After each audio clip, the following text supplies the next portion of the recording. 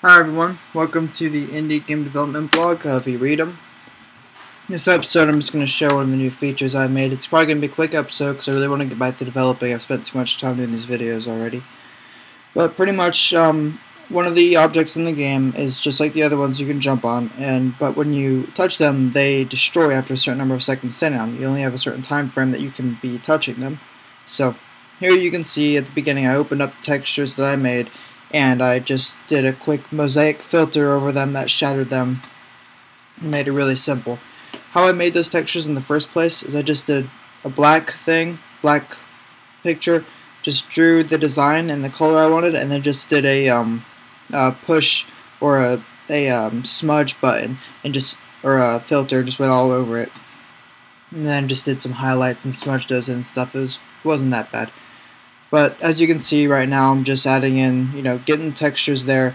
Well, pretty much how it goes is when the player comes in contact with it, it activates on the script of the object that it's going to destroy itself after a certain number of seconds, and then it's going to respawn after a certain number of seconds. So if the player comes in contact with it while it's activated, then it starts on the timer to destroy itself, and then when it destroys itself, it starts back the timer to turn itself back on.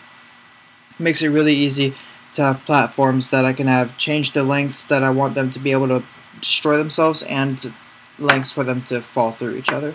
So it gives me a lot of flexibility with the design process.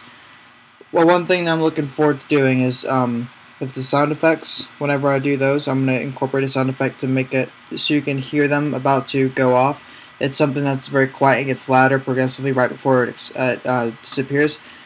I don't know what sound effect I want to go with yet, but I do know that I'm going to have to do something like that, mostly because it's unacceptable if, someone just stands on that and then it just falls through. I mean, that's incredibly frustrating. There has to be some kind of unique key that gives the player like a sense of the timing. I might just end up going with like a ticking sound, and then like speeds up whatever when it gets closer. So I guess I'll find out what to do with that whenever I start working on the sound design.